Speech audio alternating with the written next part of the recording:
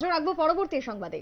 পূর্ব ত্রিপুরা লোকসভা আসনের প্রার্থী কৃতি সিং দেববর্মার সমর্থনে চলছে বিজেপির প্রচার এবং এই প্রচারকে ঘিরে সকাল থেকে রাত একেবারে ময়দানে রয়েছেন বিজেপির কর্মী সমর্থকরা। শেষ সময় যেহেতু আসতে চলেছে আগামীকাল সড়ক প্রচারের শেষ, তাই তার আগ মুহূর্তে দাঁড়িয়ে যতটুকু সময় পাওয়া যায় সেই সময়ের মধ্যে ময়দানে থেকে প্রচার করতে হবে। আর সেই প্রচারে রীতিমতো মন্ডল এক মন্ডল অন্য মন্ডলকে, এক জেলা অন্য জেলাকে টক্কর দিচ্ছে, যে কথা বিজেপি নেতৃত্বরা জানাচ্ছেন। আজকের সেই মেজাজে এবং খোশ মেজাজেই লক্ষ্য করা গেল রাজ্যের মন্ত্রী রতনলাল নাথকে খোয়াইতে আজকের এই জনসভা এবং র্যালিকে ঘিরে। পূর্ব লোকসভা আসনের প্রার্থী কৃতি সিং দেববর্মার সমর্থনে খোয়াই মন্ডল কার্যালয় থেকে এই র্যালির আয়োজন করা হয়।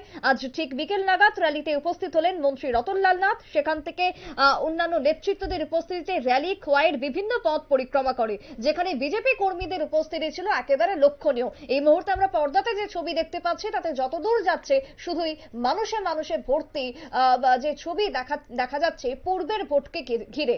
তবে এবার কি বক্তব্য উঠে আসছে খোয়াই থেকে, কি জানিয়েছেন মন্ত্রী, শুনুন।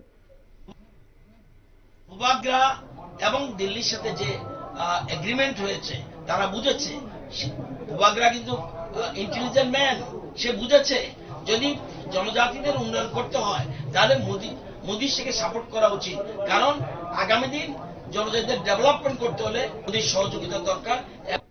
প্রাইমারি জ্ঞান নেই ভদ্রলোকের, আমরা কিন্তু সরাসরি মন্ত্রী রতনলাল নাথের বক্তব্য আমরা মাপ চেয়ে নিচ্ছি, শোনাতে পারলাম না সঠিকভাবে। তবে পূর্ব ত্রিপুরা লোকসভা আসনের ভোট যান্ত্রিক গোলযোগের কারণে আমরা সেই বক্তব্য সঠিকভাবে রাখতে পারলাম না আপনাদের সামনে। তবে তার আগে যেটা আমরা ছবিতে দেখছি যে প্রচুর পরিমাণে কর্মী সমর্থকদের উপস্থিতি লক্ষণীয়। একদিকে বিজেপি কর্মীরা, অন্যদিকে তিপ্রামথা এবং আইপিএফটি যৌথভাবে তারা প্রচারে নেমেছেন, যৌথভাবে প্রচারে থাকছেন। তীব্র গরম, তবে এই অসহ্য গরমকে উপেক্ষা করে রাজনৈতিক ময়দানে কিন্তু লক্ষ্য করা যাচ্ছে প্রত্যেকটা নেতৃত্বদের। রাজ্যের মুখ্যমন্ত্রী মানিক সাহা তিনিও ভোট প্রচারে রয়েছেন। রাজ্যের প্রাক্তন মুখ্যমন্ত্রী পশ্চিম আসনের প্রার্থী বিপ্লব দেব তিনিও একইভাবে পূর্বের প্রার্থী কৃতি সিং দেববর্মার সমর্থনে ভোট প্রচার করছেন। দলীয় কর্মী সমর্থকদের মধ্যে ব্যাপক উচ্ছ্বাস। আগামীকাল সড়ক প্রচার শেষ হচ্ছে দ্বিতীয় দফার ভোটকে ঘিরে, তাই তার আগ মুহূর্তে দাঁড়িয়ে প্রচারে যেন তীব্রই তেজ পরিলক্ষিত হচ্ছে। দিন যত এগোচ্ছে তত গতি বাড়ছে প্রচারে। সেই ছবি এখন পাহাড় থেকে শুরু করে পূর্বের যে বিধানসভাগুলি রয়েছে, প্রায় 27টি বিধানসভা, সব জায়গা থেকেই উঠে আসছে।